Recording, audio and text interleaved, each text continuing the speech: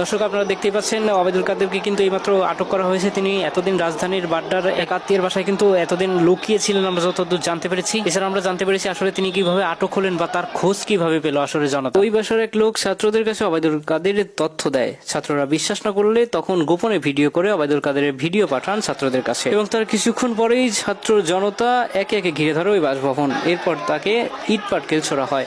এক পর্যায়ে সেইখানকার পরিস্থিতি বেসামাল হয়ে গেলে পুলিশ সদস্যরা তাদের পুলিশের পিকআপ ভ্যানে করে বা সিকিউরিটি সেফটির যে মাইক্রোবাস রয়েছে সেটাতে করে ওবায়দুল কাদেরকে কিন্তু তাদের একটা হেফাজতে করে নিয়ে যান। শোনা যাচ্ছে জনতার ইট পাটকেলের আঘাতে ওবায়দুল কাদের মাথায় খুব আঘাত পেয়েছেন এবং আপাতত তিনি হাসপাতালে ভর্তি আছেন বলেও জানা গেছে। বর্তমানে ওবায়দুল কাদের পুলিশের হেফাজতে স্পেশালাইজ হসপিটালে ভর্তি রয়েছেন। তাকে পরিদর্শনকারী ডাক্তার বলেন তার অবস্থা খুবই বেগতিক, সুস্থ হতে তার একটু সময় লাগবে, তবে আশা করা যায় যে সে খুব দ্রুত সুস্থ হয়ে উঠবে এবং তিনি সুস্থ হলে